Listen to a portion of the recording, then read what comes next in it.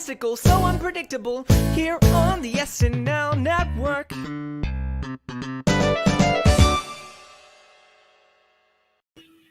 Yes, that is right. Welcome on in, everybody, to the Saturday Night Network here on this Saturday night, November, 12th into 13th, as we talk about the 6th episode of season 48 of Saturday Night Live, the Dave Chappelle and Black Star episode of SNL. This was an episode that I think a lot of people were anticipating, dreading. I don't know what people there's a lot of talk online for good reason. And we're going to get into that whole thing, the decision to book Dave Chappelle, all of that on Monday night on our roundtable. That's what the roundtables are really for on Mondays, is to dive deep into the decisions and talk about how this episode will be remembered. Tonight on the Hot Take Show, we're here to go sketch by sketch and break down all of the sketches, give our thoughts on everything that happened this evening and our hot takes as well. Very excited to be here with an incredible panel and also our chat, and I'll bring up your comments as we go through the night. So thanks for joining us tonight. Joining us for the first time on a Hot Take Show in season 48, it is the legendary Sammy Kay. Sammy, how are you? John, I'm doing well. My girlfriend, when I told her I was going to be on the show tonight, she's like, I can't believe you have to stay up till 2 a.m. And I'm like, hey, it's a tough job, but someone's got to do it. This is why we get paid the big bucks here on the Saturday Night Network. So excited to be here tonight. Yeah, very, very excited to have you, Sammy, as well. This is the big show, so happy to have you. And to me, there's no better way to show that this is a big show than having this guy on with us for the first time on a Hot Take Show. He is like the roundtable king, been with us since the very beginning, and now we finally got him to try a Hot Take Show. It is the legendary Rich Tackenberg. Rich, how are you? I'm so tired, and I'm in Los Angeles. It's only 10:12 p.m. but there's something about seeing the good nights that is like it is programmed into my brain to mean that it's time to go to sleep. But I'm really great to be here. I always say this. It reminds me of 1991, my first year in college, after years growing up of watching Saturday Night Live by myself and not being able to talk about it till Monday morning, to being in college and watching it at a dorm room. And as soon as it's over, everybody gets to talk about it. I love that I'm part of the immediacy of talking about SNL again. So thanks for having me tonight. Yeah, of course. That's what's really fun about these shows. Whether you don't like the show or you really loved it, we're here to, commiserate or celebrate what we saw tonight. And that's the fun of SNL, is just really, it's a lot of things to a lot of different people. But at least with this group, with this community, I'm so happy that every Saturday night we will be your home for post-show coverage. So excited to get into this episode and talk about what we saw from tonight. Let me start off by asking Sammy Kay what his hot take was from the evening. Sammy, you got something good for us? Yeah, I think I do. I was watching the show and I was kind of like thinking, what do I want to talk about? And then suddenly we get Sarah Sherman on Weekend Update giving us her audition potentially for her to be a future Weekend Update anchor. I thought that was a great piece. And I think my kind of headline coming out of this is like, did we just see that? Like, is this something they're setting up, or am I reading into it? I'm sure we'll dive deeper into that later on the episode. Yeah, I would say I had that exact same note. So I'm excited to talk about that when we get there as well. Rich, what about you? Any hot takes from this evening? What is your headline from the Dave Chappelle Black Star episode? My headline was, I feel like Chappelle, and with the writing and the producing behind him, drew a line, stood on the line, leaned over, leaned back, but kept us on that line for 90 minutes. You can't do that on any other television show on TV, because if this is pre-recorded, there's no line. That's what makes Saturday Night Live the show that I've been passionate about for my life. Some stuff worked, some stuff worked less so, but I love that they could keep us on that tightrope with him for 90 straight minutes. Really, really interesting to see. Yeah, I agree with you. And what I would also say, and I'll transition over to my hot take and my headlines from the night, there was two things I was really balancing between bringing up tonight. And the first is the experimental nature of the episode. If you go look at the Amy Schumer episode from last week and you look at the Dave Chappelle episode from this week, the structure of the episode's completely different. It feels like two different shows where you have a ton of sketches last week. This week, less sketches, obviously an extremely long monologue we'll talk about. And then you obviously have the Chappelle, which is, Chappelle show style, him introducing producing sketches that he's done before when he's hosted before. That's very, different and experimental and fun, and only something you can really do on SNL when you keep, changing the format. And it's something I think as fans we constantly ask for, to keep things fresh, to change up the format. So that's what I really enjoy tonight. And I would also say, for my hot take for the night, I think this was objectively, at least to me, the best episode of the season. I absolutely felt like, bar none, top to bottom, I couldn't find something I didn't like. Like I just really enjoyed everything. And I went in, everything was good. And I I always try and go in with a blank slate. And it was hard to do that this week, to be fair. But I was watching everything and I was just like, damn, this is a really good episode of Saturday Night Live. And I'm so excited to get to talk about it 3 or 4 times this week. So gonna do that all week long. But let's get into the sketches that we saw tonight. And let's start with the cold open, which was Fox and Friends, something that we've seen so many times on SNL in different iterations over the generations. But this time we have Mikey as Steve Doocy, Heidi as Ainsley, and Bowen as Brian Kilmeade, talking about, the midterms and what happened to that red wave, and looking at different newspaper articles. And then we get the return of Cecily Strong's Carrie Lake, which we saw when she returned to the show a couple weeks ago. And then, of course, we're going to bring in James Austin Johnson as Trump, who was calling in from his daughter Tiffany's wedding during the vows, and some very funny lines where they're talking about, don't you need to be walking your daughter down the aisle right now? And he's like, I missed it. But them communicating, and then ultimately we'll get Carrie Lake giving the solo live from New York, Cecily's solo live from New York, which was fun. It's something that's new. We're getting back to the solo Elephant Wise, so happy to see that. Sammy, let me go to you. What were your thoughts on Fox and Friends from tonight? And chat will ask for your comments as well. To me, this was probably my favorite political cold open of the season. Something that, they didn't overstuff it with like too many sort of, characters and plot lines. I felt like it was pretty focused with a through line of, this is the fallout of the midterms and, where the kind of Republican Party is with Trump kind of going forward. I thought, seeing Cecily Strong back as Carrie Lake was great. I liked the kind of sort of flip-flop bit she was doing with, saying that everything is rigged, and then they're saying she's up in the polls, and it's like, oh no, actually, everything's fine, and that nature. And yeah, no, overall, I just think the use of Trump was pretty good as well. JJ's Trump. I don't know. I just really kind of admired how kind of focused it was. And I feel like a lot of the times when we get at least in the last couple of years, we'll get like a Fox and Friends cold open, they try to do so much and cover so many different stories, and they were able to really kind of narrow it down for this go around. For sure. What a difference between last week and this week, where you have, similar subject matter that you're discussing, except like last week felt so scattered and this week felt more focused. Rich, did you feel the same way when you watched tonight's cold open? Yeah, really focused. I mean, for me, I feel like whenever we now see a Fox and Friends cold open, I always have a pain of remorse at the beginning, because as much as I think they do a nice job with these, I so miss in the Bobby Moynihan era. What was comic gold was the list of corrections at the end. Right. And it was just the easiest catnip of comedy. And I never understand why they gave that up, because that's not cast member centric. You could do that. So I'm always a little bit like, okay. But this was just, the writing was on point. Like, and I cannot explain to you logically why the same exact jokes that Cecily Strong is doing about Vaseline and soft focus is making me laugh harder the second time than it did the first time, but it killed it. And boy, you're right. I mean, everyone on this podcast, the series has talked about how the current version of James Austin Johnson, the writing of Trump and the non-linearness, when he was talking about the red wave and especially like the regarding leaves, and like it was just worded so well, and the whole through line about him being at the wedding, I was like, I felt like this was the tightest, strongest Trump. It was like the tightest rambling I've ever seen them write, which was so wonderful that I just was like, this was an absolute win for me. I thought this was just such a great sketch.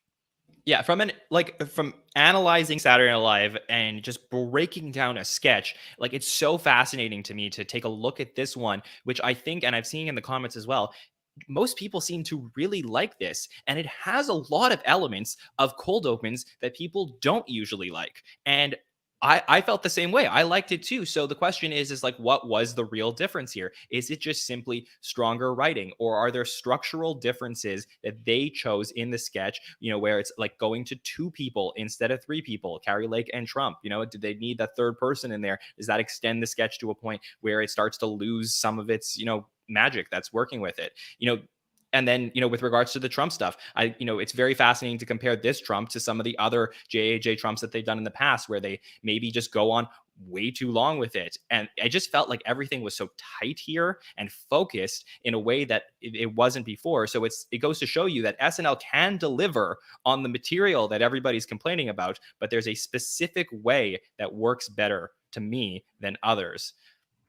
Rich, anything else? And I would also, and what I also say too is what we had here is we had, as opposed to taking a news item that is relevant and plugging it into the formula, the idea that the news story that was the anchor of this is that the Trumpism of republicanism doesn't seem to be working. How does Fox and Friends react? Changed the nature of the sort of arc of the game of the sketch, where instead of the game of the sketch is always let the Republican people do whatever they want, it really changed it. And just Trump being edged out, it was not just a visual gag, it was changing sort of the format and the rhythms of our usual Fox and Friends cold opening. So it felt very fresh to me, even though it was a format we've seen many times before. Agreed. Okay, then we dive into our episode where we get something. It was really fascinating to me. And Rich, I know you are the type of person that really looks at things like this, where we had, our typical Daryl Hammond introducing the cast, the musical guest, the host, and then we get to the band and Chappelle's about to walk out. But instead of the normal music, it's really jazzy. And I have to give credit to one of our interns, James, who said, very similar for him to the Blues Brothers and John Goodman episode from 1998. And Snoop Dogg did something similar in season 29 as well. But it's been a long, long time since we've seen someone break format where they're basically walking out to like jazz music, and it's very, very Chappelle. So how did you feel about the monologue, extremely long, like we've seen the last couple of times, and what we saw here with him walking out specifically? God, there's so much to say here. I mean, very interesting choice, very confident choice to say, I'm gonna add on to, I don't want to start from SNL music. I want to reset the palette, and I want to make this about me and not about SNL. I'm not just doing a monologue. I am going to do a mini stand-up concert on inside of the SNL format. And I think that he, even the lighting changed a little bit, I think. And so you had a real reset to this. So I thought that was really interesting. Obviously very confident. He knows what he's doing. We'll talk about the material a little bit, but really, I mean, you're getting a whole piece here. I will say the one thing I will say about, and we'll talk more about the content, is in the beginning, it was hard from the cameras to see Dave Chappelle because the blocking him was the elephant in the middle of the room, and that elephant was there for a long time. But so I was definitely watching it like, where, what? But but for what he does, he's one of the best. Definitely. I mean, Sammy, you and I are Jewish, and there's a lot of Jewish stuff that went on in a lot of Jewish talk here in the monologue, especially as it, related to Kanye and Kyrie. And he talked about Herschel Walker and Trump. I mean, to just break down this monologue in itself, which I believe one of our members in the chat said was about 15 minutes. I mean, we'll get the exact timing on that from Mike Murray during the week. I know that when we covered, it was the 6th episode that we've ever covered on the show, where season 46, episode 6, he was the host, Dave Chappelle, right after the 2020 election, and did a 16-minute monologue, which was the longest monologue of all time. I'm sure this was right up there. So lots of things, to talk about from the monologue. Sammy, how did you feel about what you saw tonight? It was so dense. Like he covered so many topics throughout. Obviously, a huge focus of it was on, everything going on with Kanye over the last month.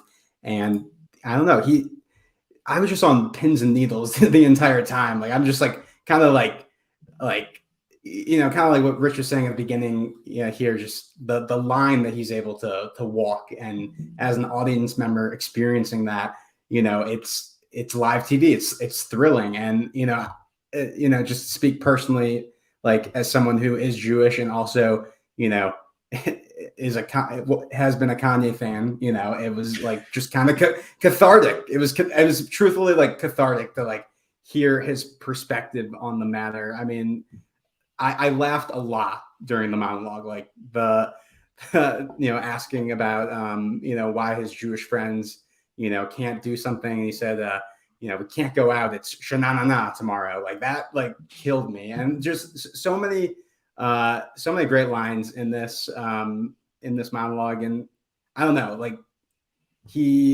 every time he comes on to the show, he just kind of proves again like how long he's been doing this and how just I don't know, it's just like kind of amazing to watch. So yeah, it was I don't know, and like I said, very dense, lots kind of was covered in it, still kind of processing it all, but I don't know, I thought it was pretty effective. Yeah, I'm going to take you back, and this is a story I may have told. Maybe not all of you were with us in 2020, but I have a little story about Dave Chappelle that I was in New York City the weekend of, I think it was December of 2013, and it was actually the week of, I believe, I would say Justin Timberlake or Jimmy Fallon were both hosted musical guests. I think it was Jimmy Fallon was the host, JT was a musical guest of SNL that particular week, just to put you in the SNL mindset of when that was. And I was in SNL with, I was in New York City with a couple of friends, and we decided to go to the Comedy Cellar. And there was just nobody that we knew who was on the list, but we're like, okay, let's go to the Comedy Cellar. Let's see some comedians. And we're there, and a couple of guys went on. They were okay. And they said, ladies and gentlemen, we're going to ask you to put all your phones away because we have a very special surprise for you. Dave Chappelle is here. He has not done material in years, and he wants to try new things. And he's going to come out there, and he's going to try some new material on all of you. And it was the craziest thing where he comes out for 2 hours. He's sitting on this piano at the Comedy Cellar, just smoking a cigarette, talking to the crowd, doing crowd work, trying new material. And again, this was, 9 years ago, but it was such a cool experience for me at the time. And just to get that in person where there was not many people in the room, like 25, 30 people in the room, something like that. And just to watch Chappelle's up close, and then to see, a monologue like this in 2020, and then in 2022, it's like, I know just how talented he is to just talk. This guy can deliver like a sermon. Like he could do it. He could talk about anything forever. And to me, it's like, maybe a lot of people who watch SNL traditionally are like, oh, I don't need a 15-minute monologue, but there's really nobody else I know in comedy who can pull off a long monologue in the way that Chappelle can. Just after experiencing it live, seeing him go on and on, I know that there's a lot of, sometimes like Rich said, does he cross the line? Sure. But I have to say he's amazing at what he does most of the time. So it was just, it's incredible. Yeah, and for me as a comedy fan, there's if we're in the context of stand-up comedy, especially, or even sketch comedy, there's always do I agree with the premise of what the person is saying?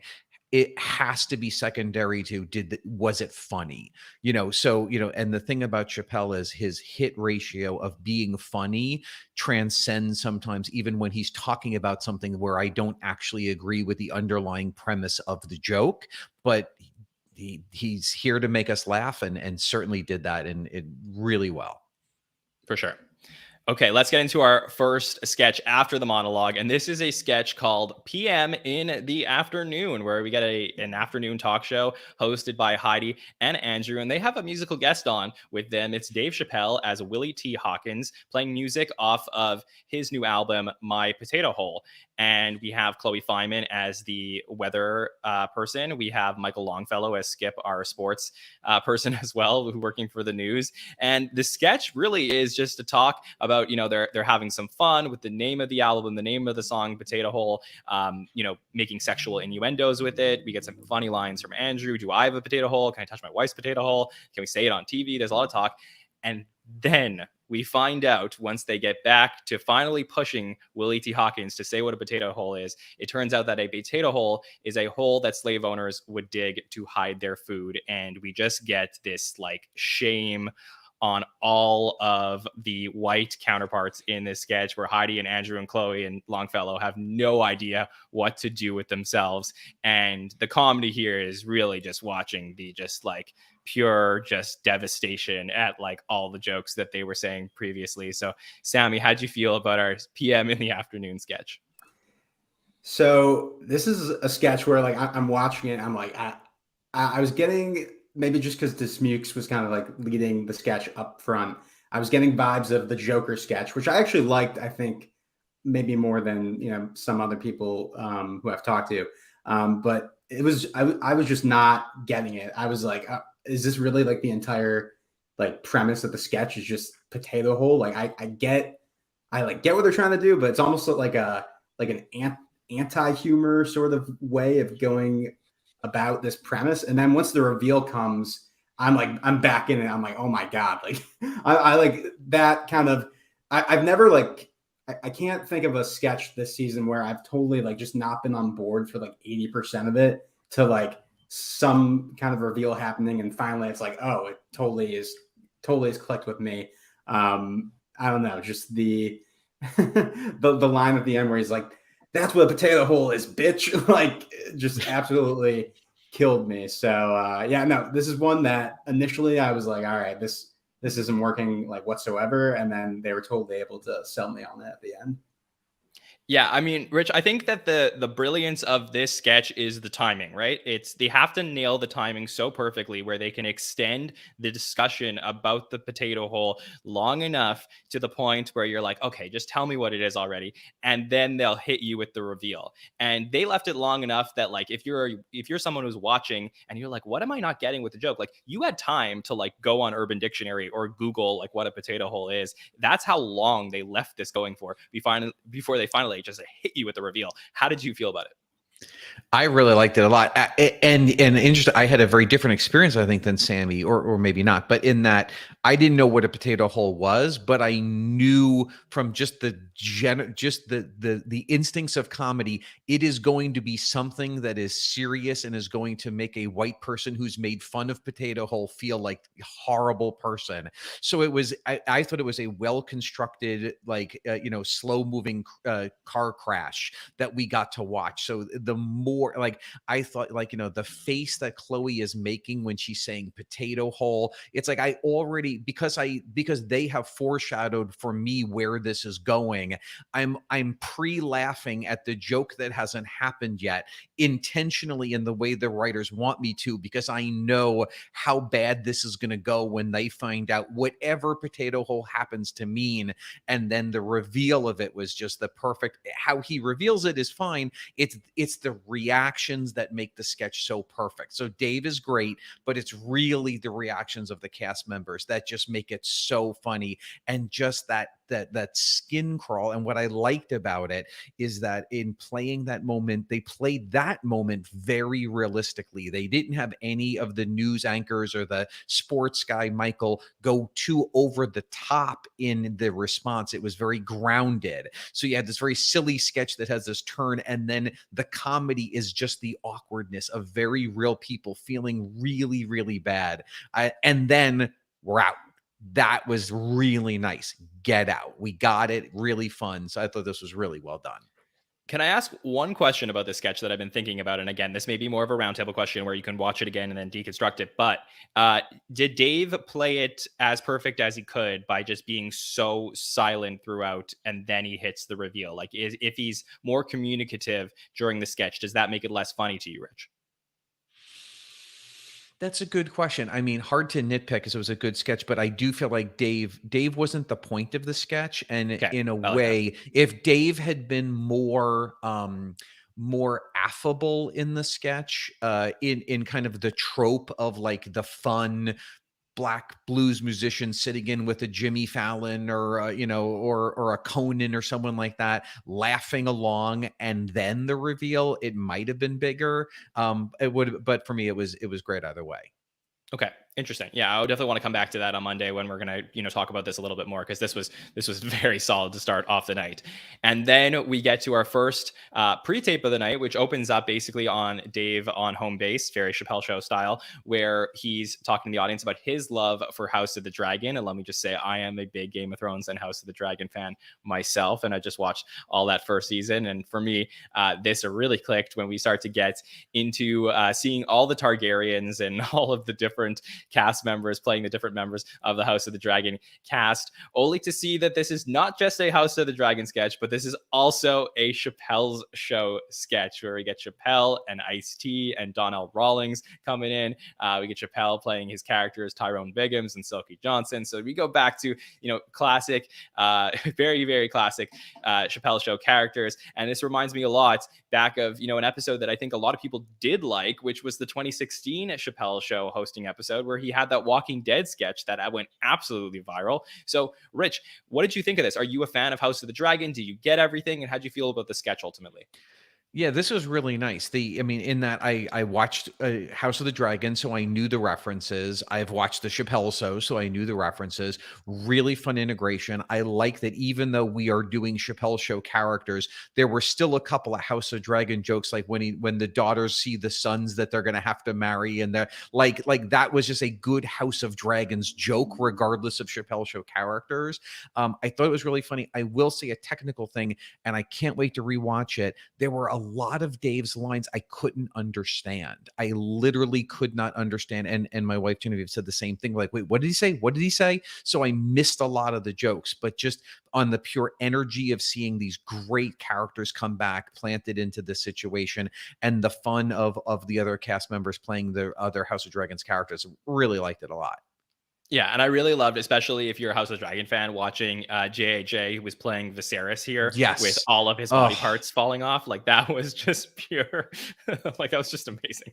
So that to me was, I think from a House of the Dragon perspective, that was probably the funniest part there. They really went in on. And I will say before we go to Sammy that when we would watch House of Dragons, we would talk about it at work the next day. And by episode, I don't know, 6, 7, 8, we would talk about how the king, and I would say the way that the king was in that episode is the way that they would play him in an SNL sketch, making fun of the fact that this guy isn't dead yet. So the fact that it then became an SNL sketch where we're making fun of how he's not dead yet was just so perfect. I loved it so much. Yeah, so great. Sammy, let's get your perspective on what you saw tonight from the House of the Dragon sketch. So actually, for me, this is like the one sketch tonight that I don't think really worked for me. I think a lot of it has to do with what Rich was saying, with a lot of the lines that Chappelle was saying. Like, something about the editing, like maybe I just missed or whatever. But yeah, I don't know. I think for me, the kind of issue I had with it was how it was kind of starting as just like a regular sort of House of Dragon sketch, and like, doing a play on like, the Valerians, and, with, black stereotypes, in the kind of Game of Thrones world, and then starts throwing the Chappelle characters in like they already did in 2016 with the Walking Dead sketch, which I thought was a lot more successful in kind of merging those two worlds together. So yeah, this is one that I hope I kind of like a little more on the rewatch. I also think it was interesting that, and this might just be as a House of the Dragon fan, like a weird thing to point out, but was Mikey Day in this sketch? Because a lot of people online, he was okay. Yeah, he was playing Eric, but like, how there was like Eric and Eric on the show. He was playing one of them. Okay. Because there is a character on House of the Dragon, the one that like likes the feet. The foot fetish guy. I don't think. He wasn't Lara Strong. I know, and he looks so much like that guy. So I don't know how they couldn't take advantage of that. And throw them in there. But no, I don't know. To me, it was just not as successful as the Walking Dead version of this. Not, I don't want to just try to just compare the two and say like one was better and this is why this one didn't work for me. But yeah, I just think I kind of got lost in what they were trying to do, overall. But I hope that when I rewatch it, I'll kind of get what they're doing a little more. Yeah, definitely. I'll also add in a little bit of a nitpick. Again, not that I can write this show, but it was fun to see Dave open up with him talking about, he sets up he's a House of Dragons fans and black people on the show, and how black people are portrayed in House of Dragons. and then he throws it to next season. But because of that setup and him setting up, isn't it interesting how Black people are portrayed in the show? When we go to the pre-tape, I actually thought it started with some pretty good House of Dragons jokes that had nothing to do with ethnicity, that for me kind of got lost because I was waiting for well, this is going to be about Black people in House of Dragons. And I actually think that the piece, if it played without the Dave setup, would play stronger and more fun, and with more of the chart of the family chart and who's having sex with who, and a couple of other good setup jokes, and then just the reveal of Keenan talking about Black people swimming and being as part of that house would have played stronger than kind of Dave tipping the hand a little bit. Okay, that's a really good point. That's very fair. Let's head over to our next sketch, which was the Barbershop sketch, where we have Ego, Keenan, and Chappelle all as barbers cutting. We have Punky in the chair. We have Devin in the chair. And then, of course, we have Michael Longfellow as Philip, who is the one white barber who is there, who, most people at the Barbershop talk are talking about Kyrie and Kanye. And, Philip keeps chiming in with his, I guess, white comments to sort of contract what the others are saying. And there's just the back and forth between them, to me, is really interesting here and pretty funny. Sammy, how did you feel about what we saw from Barbershop? I love this. I think this is easily my favorite sketch of the night. Not just because Mikey Longs was in it, but I don't know. He's all over the show, by the way. What a great draft pick for you. Yeah. It wasn't just because he was the only featured player available when it was my turn to draft. Right, exactly. No, but no, I mean, he was just really great in the sketch. I thought the writing was really strong.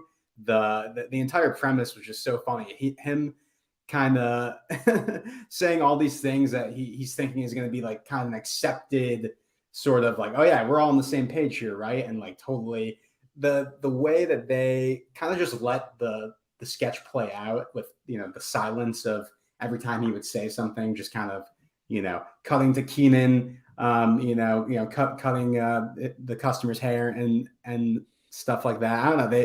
They really let the sketch breathe, and I felt like it didn't overstay its welcome.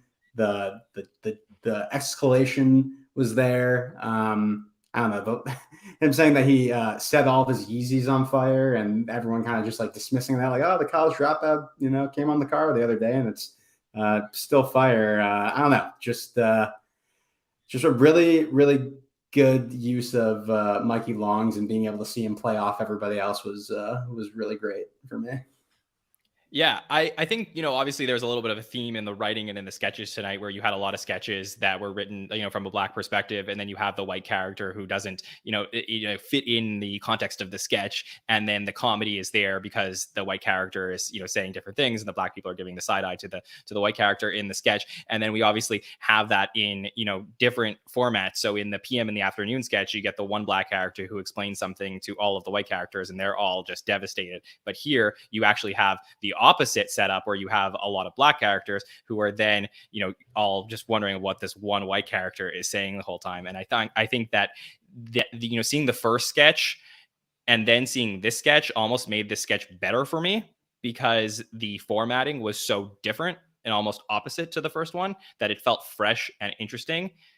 Even though that, you could probably find like a layer of concept that overlaps. I think, Rich, the structure of the sketches being so different was really great in the context of watching this episode from start to finish. How did you feel about what you saw from the Barbershop sketch? Absolutely. And I'll top on to that. And Sammy sort of related to this, but just think about it from a writing and performing perspective. The punchline of the sketch that they kept hitting was the sound effect of a razor. That was the punchline, and it worked every time. It was like, how great is it that the punchline is silence, which is something that you never see, especially on a live show, where you could really, like, I would be so petrified if I was a performer about that silence and getting that laugh. And I really liked it. I will say that, yes, thematically part of the subject matter was covered in the monologue, so it felt a little bit repetitive, but I liked the way that they played it. I liked that, again, the fact that Michael gets this shot, not to just be in a sketch, but to really anchor. It is him versus, everyone else in the sketch, and that he held his own on the stage. I also really like the writing that as the white person, he's the crazy person per se in the sketch, and yet they kept him very lucid. It didn't go to crazy town on either side. It was more about the differences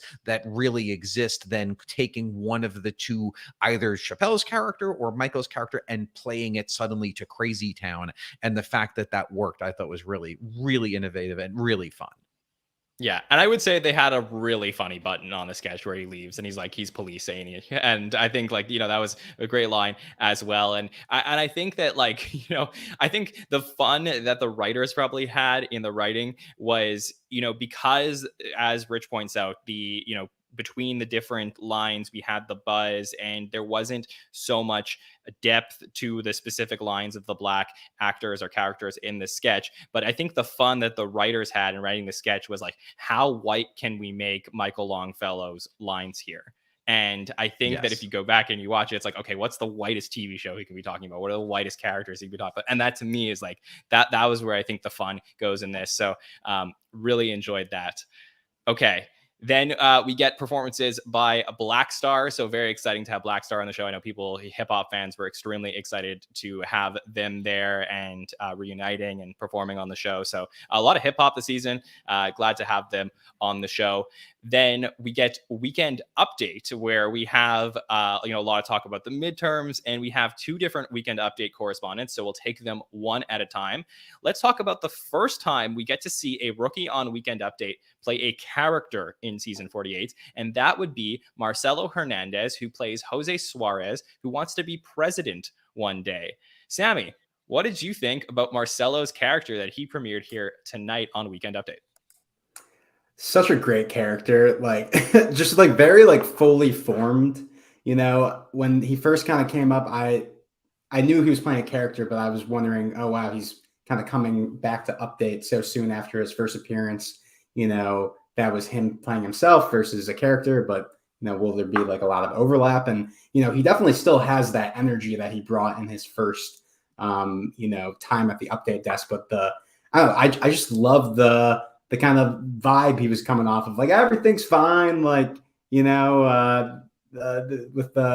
America, I'm just gonna go down the middle basically and try to garner votes. And I don't know, just very, very funny joke writing in this. The Roe v. Wade bit was great, where he's talking about, you're either going to row the boat or you're going to wait. And I don't know, he's really kind of growing on me. He was someone that when his first appearance on the Update happened, I saw people online really loving it. And I thought it was solid, but I wasn't totally sold. But his sketch work and this appearance tonight, he's definitely becoming one of my favorite new cast members this season.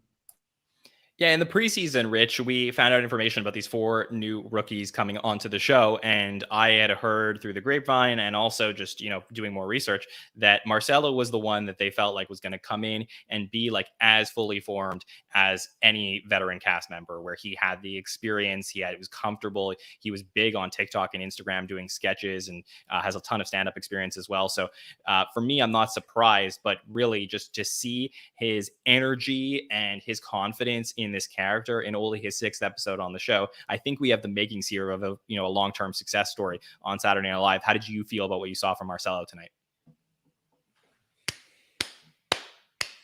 That was just fantastic. I thought it was fantastic.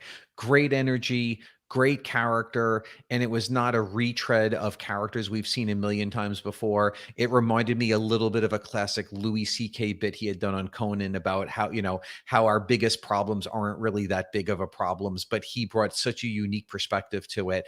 The Roe versus Wade joke should not have worked. That should have been a groaner. It should have been a dad joke or a Michael Che laughing at the audience groaner, and he sold it through pure charisma, personality, and energy. I loved the back and forth with him and Colin.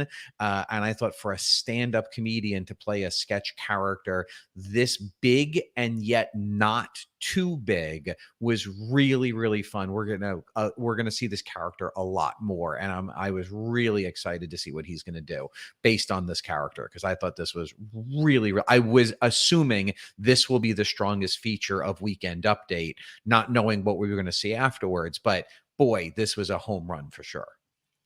Definitely.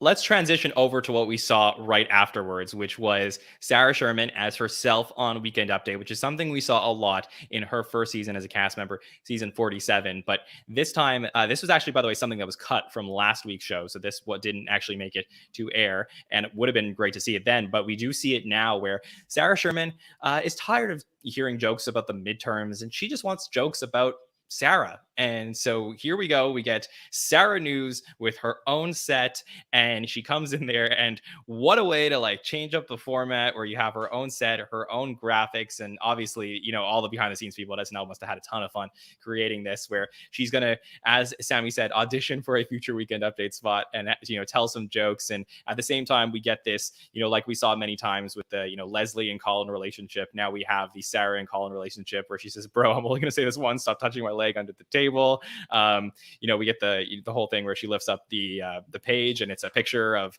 her. And yeah, I mean, I love the continuation of this relationship and how crazy she's willing to go with all of it. So Rich, would love to get your thoughts on Sarah Sherman on Weekend Update, a highlight for me tonight. Yeah, so funny. I mean, such great energy, great writing, taking jokes, which even as a man, I don't feel comfortable quoting about involving turkeys, and but just super funny. I think Turkey Waddle. Thank you. I wasn't even going to welcome. go there, but yes.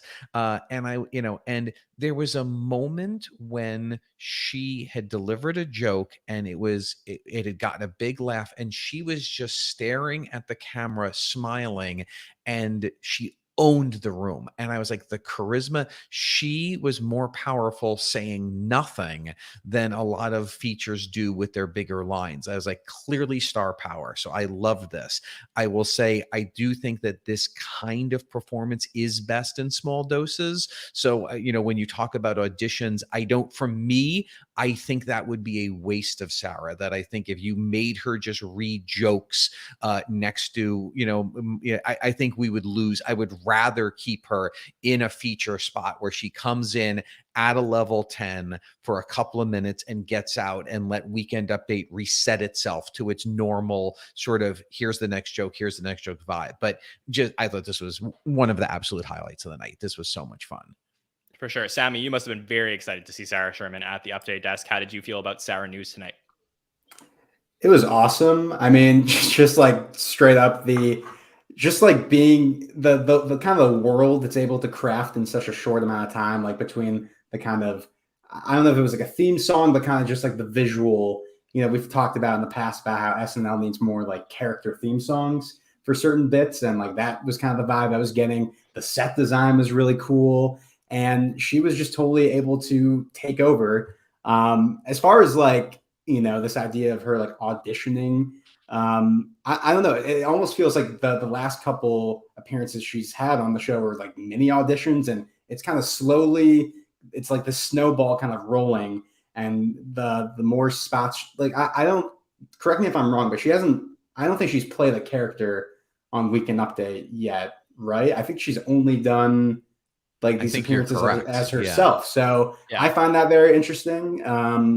Because like she is someone who has the capability to like create these crazy characters, and that has done that in sketches, but has not done that in Update. So I don't know, maybe I'm connecting dots where they're not, we're doing the stuff we do on the show, which is overanalyze things. But yeah, no, she was able to kind of, bring that sort of Chappelle energy of walking the line, more so than like anyone else on the cast in this episode. She like was just telling the most ridiculous, vivid things about herself, putting herself on display, and it was hilarious. And as far as like that, not, that getting old or, not being as special, I totally see that. I obviously her, if in this hypothetical scenario she were to take over Update, it would be, completely different from, what Colin and Shay do and what, people have done in the past, and whether she's doing it alone or they pair her up with someone maybe a little normal. I mean, think about like a Michael Longfellow, Sarah Sherman sort of dynamic on Weekend Update, where he, is, not necessarily like a straight man, but compared to her, I mean, most people are a straight man when you put yourself next to Sarah Sherman. But I don't know. It feels like they're doing something, but for all we know, Shay and Joe's can be on the show for another like 5 years, so could not happen. But I don't know. Looking at this piece alone, it was just so exciting. What a great sort of way she was able to take those initial appearances that people kind of thought like, all right, like I think she's done it 3 times, like this is kind of done. Let's see what else she can do. And she was able to say like, no, like we're kind of elevating it even further and escalating it even further. So I don't know. This is why that was the headline for me tonight. That was just super exciting to watch.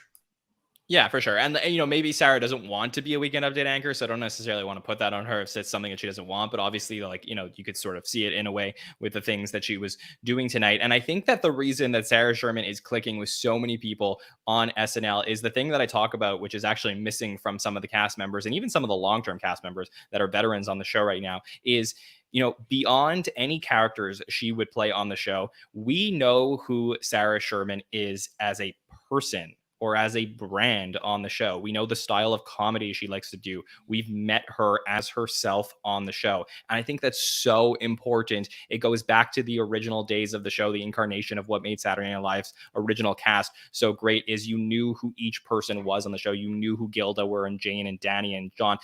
We know who Sarah Sherman is as a person and as a cast member. And because we do, we can buy in to sketches that she produces so much more easily than a cast member that we don't know or understand who they are on the show. She's given us that leniency to, if she doesn't pull off something great, okay, well, we know who Sarah is. We know what she was going for. We know what she was trying to do. Not every cast member provides us that. And I think it's a lesson to be learned from Sarah in her short time on the show of how you kick off a great career as a cast member by letting us in just a little bit and producing segments like this. That's why I love Sarah Sherman on the show. So I was so excited to get to see even more of that tonight. Agreed, for sure. Okay, after Weekend Update, we head over to Black Heaven, where Dave starts off, obviously smoking and talking to us, and he says he's not going to be in this next sketch. Okay, all right, Dave, so you're not going to be in it. Great. Well, Devin Walker is here, and he goes into Black Heaven, where he meets Ego and Keenan and Mikey Day. Yeah, Mikey Day is there, and he's, I believe, supposed to be playing like a pimp. Is that the way he's dressed?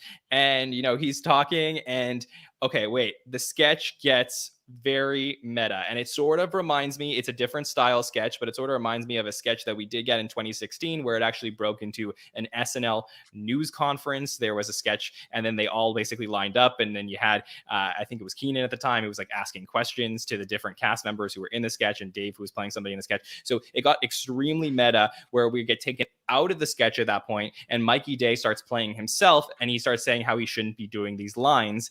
And then we get Dave Chappelle basically laughing at him the entire time for the lines that he's writing. Dave's friends show up, they're laughing. And we also get Punky Johnson in this as well as the auntie with the mac and cheese. So Sammy, how do you feel about the Black Heaven sketch we got tonight? So yeah, this was like the second time tonight where he kind of comes out and introduces a sketch, to where I'm thinking with like the first, with the House of the Dragon sketch, when that started, I was kind of like, oh, like, is this something that, was cut from a previous episode this season and he's not going to be in this? And then no, it turns out he's going to be in it. Then it happens again with this sketch. And I was like, oh man, like, like with his last episode that he hosted, he was only in like 2 or 3 sketches. So, when I see someone host SNL, I want them to be in, a lot of sketches. And yeah, they totally, fool us by having Devin Walker come out first. And you're thinking, oh, is he playing the Chappelle character? Like that's, okay, that makes sense. And then Mikey Day comes out, and yeah, it definitely reminded me of that press conference sketch from 2016. Felt like there were a lot of sort of little echoes to that episode. The only thing we were missing was like a politician at a piano playing Oh yeah, Hallelujah. we were missing that. Yeah. I wasn't missing that, but for the comparison's sake. But I don't know. Yeah, this is such a funny premise. Every time they would kind of bring Mikey back to be like, I don't know. I don't know if I should be saying this or if I can say that. Was really funny. And I think the best sort of line and meta thing that they did in this sketch was Keenan saying like, come on, man, you're in the first season of Wild 'N Out, which is just like in a like, I feel like that's got to be like the seed of this sketch, like why this even exists is the fact that he was on Wild 'N Out. So yeah, no, I really enjoyed this one. Yeah, I also enjoyed that Mikey Day was the chosen cast member for this role in this sketch, whereas we had Longfellow in the previous one, and you know, we hadn't really seen Mikey as in this role throughout the entire night. So this was, you know, kind of fun to have him there, and I think he was extremely well cast. So, Rich, how did you feel about Black Heaven? Oh, very well cast. Yeah. It was interesting for me because this was a very tonally a very post-update sketch, but we had so few sketches pre-update that it felt like it was a pre-update sketch in a post-update sketch slot. So when Chappelle is addressing the audience and saying he's going to sit out, it had a weird, like, is this going to be a weird sketch? Is this going to be a right down the middle sketch? For me, once he said, hey, I'm just going to have someone else play me, I was immediately like, this is going to be a white person and they're going to put him in a super awkward position.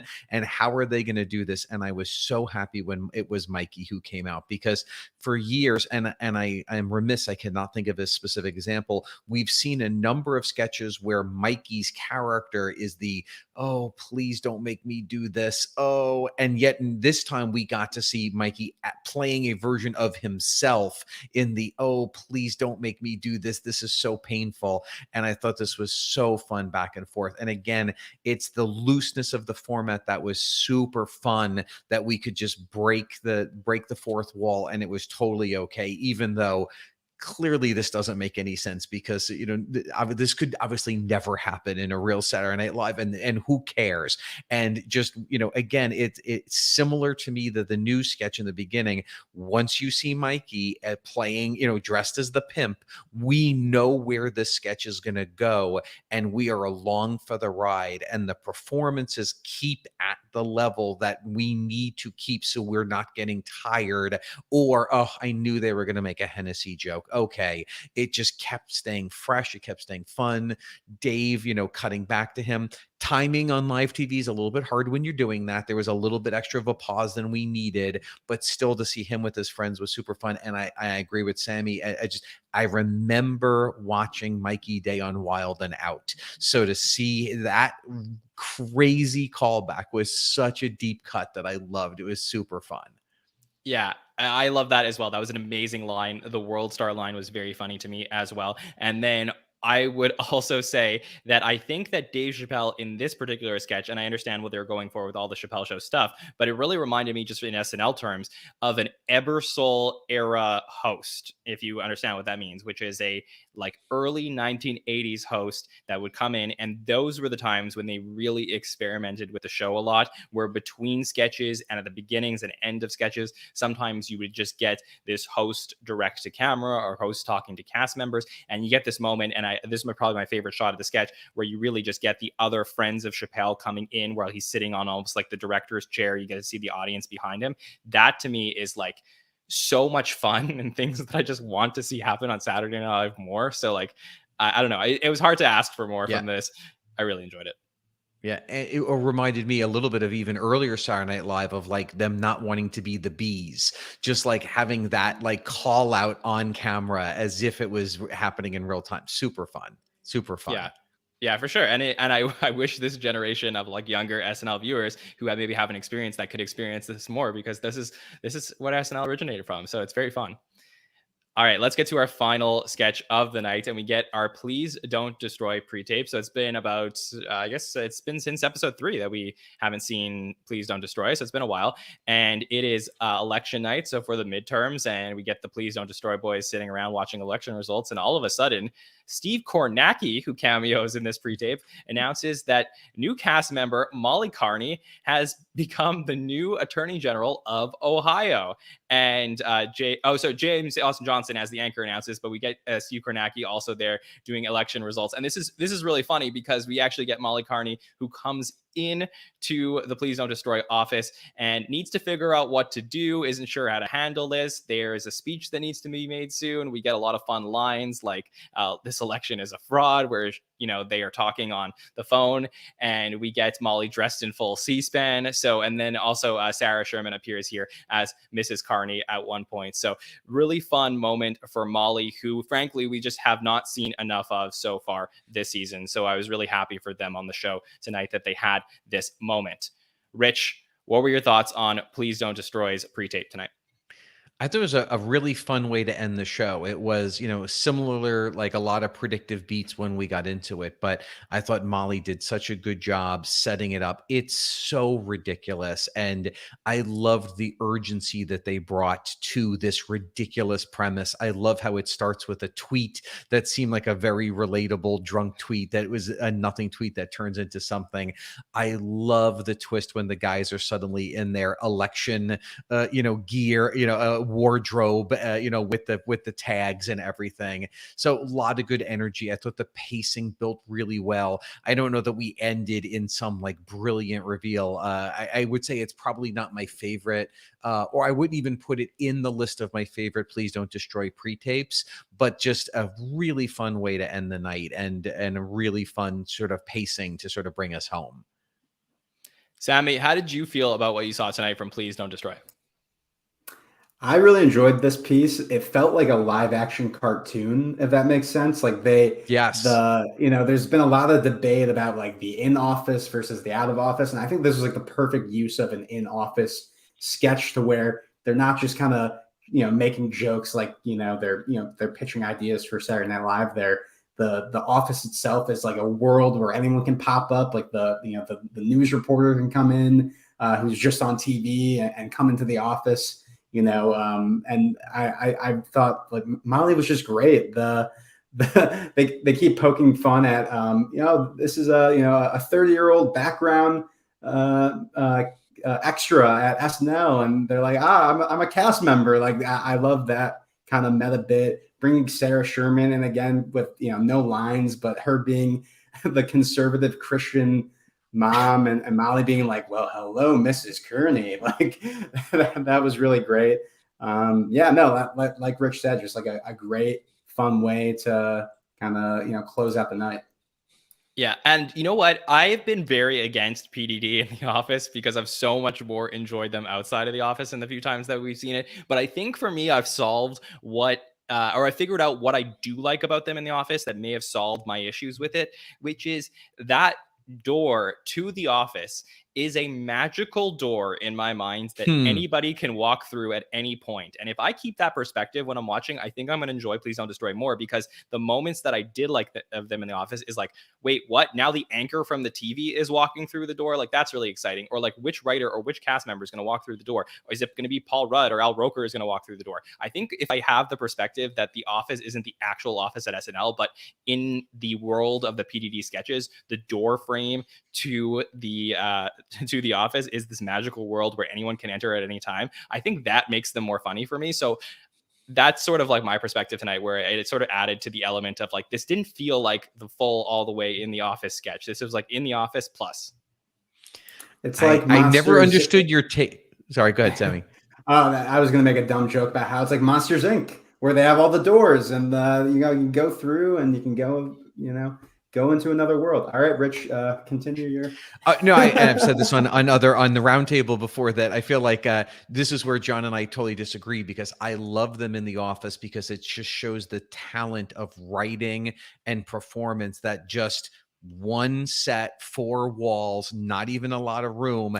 And I just think that they've done a lot of funny stuff without needing multiple sets, multiple locations, big visual. Like I just think these guys are very, very talented. But I love the idea of the magical door. I think that is a beautiful add-on to the world that they're in. That's great. For sure.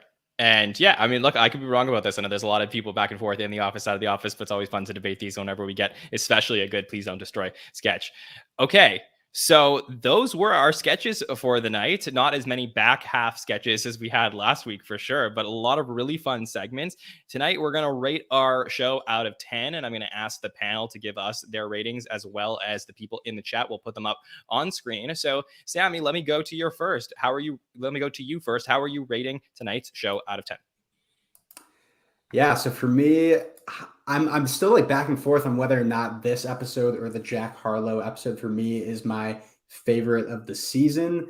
You know, you guys talked about on the roundtable how, you know, even though it wasn't like a Christmas show or a season finale, that one felt really special. And this one felt special too, but, you know, it didn't reach that sort of level you expect with a Chappelle hosted episode. For me, it was quality all around for the most part, except for the, you know, Game of Thrones sketch in my mind. And for that reason, I'm still giving it an 8.5, which is a great grade, in my opinion. But, you know, I don't think it, you know, matched, you know, at least his first episode. I think it was probably better than the second, though.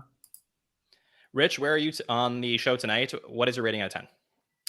You know, and I have to put the rating in the vacuum of just the 90 minutes that we watched, because I still, you know, we're not getting into how we got here and stuff, and which I think would affect my overall rating.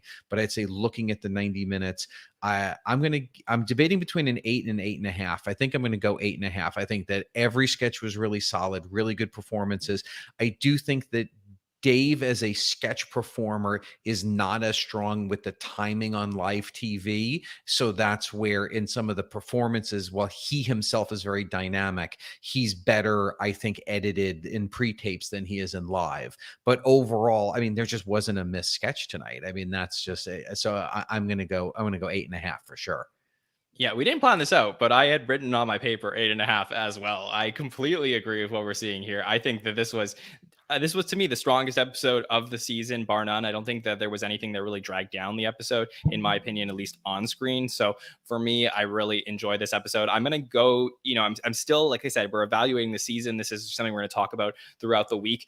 I think, you know, for me, really inconsistent is what I've seen so far. It's very up and down, up and down. So I'm curious if the momentum can carry, or it's really just that, you know, bringing in Dave, bringing in his friends and some of the writers just boosted this episode so much. But I'm very excited to continue to talk about these sketches throughout the week. And we will discuss, like I said, the decision to book Dave Chappelle and all of, you know, that entailed as we get going throughout our coverage throughout the weekend. There is a little bit of a break between now and the next episode of Saturday Night Live, but let's talk about what we have happening on the podcast between now and then. So we're going to continue our Chappelle coverage this week with our Monday night roundtable. We have 3 incredible guests joining us. That will be Haskell, TJ, and Kirsten on Monday night to break down all of the sketches we want to talk about from the Chappelle and Black Star episode.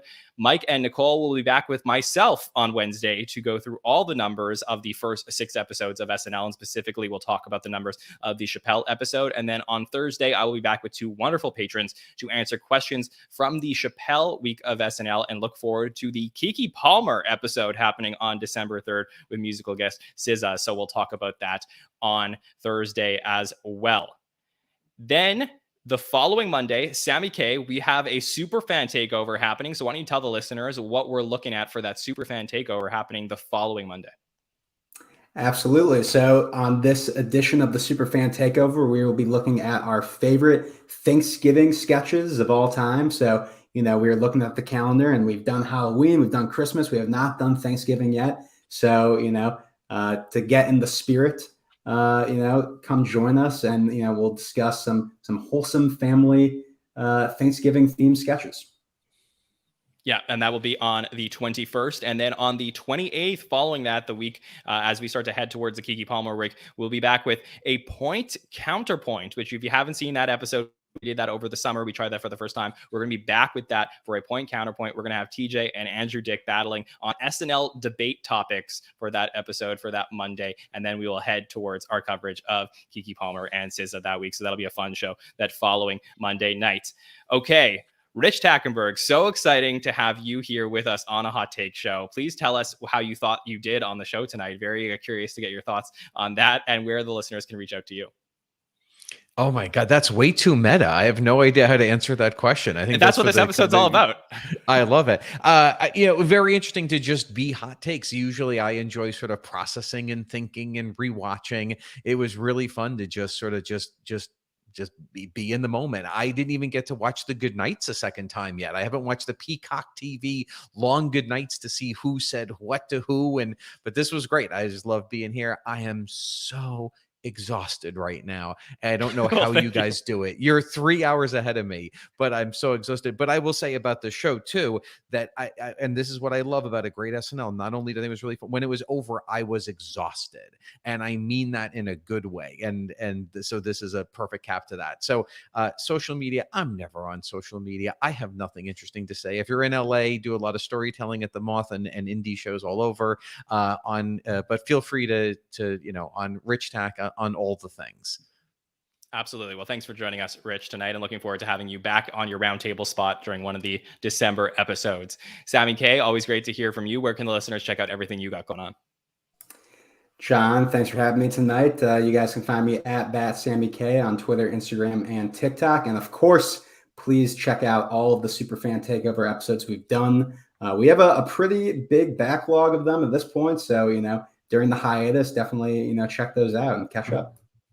Absolutely. Yeah. And I just want to plug our social media as well: Twitter, TikTok, Instagram, and Facebook at the SNL Network. We have a lot of fun things that we're going to be putting up between now and the next episode that we've been saving for these weeks for some fun SNL statistics and other fun anecdotes we'll put up on there. So make sure to follow us on there. Subscribe to the podcast on YouTube, Apple Podcasts, and Spotify. And you can also follow me at Jon Schneider 24 if you ever want to reach out and talk about the show.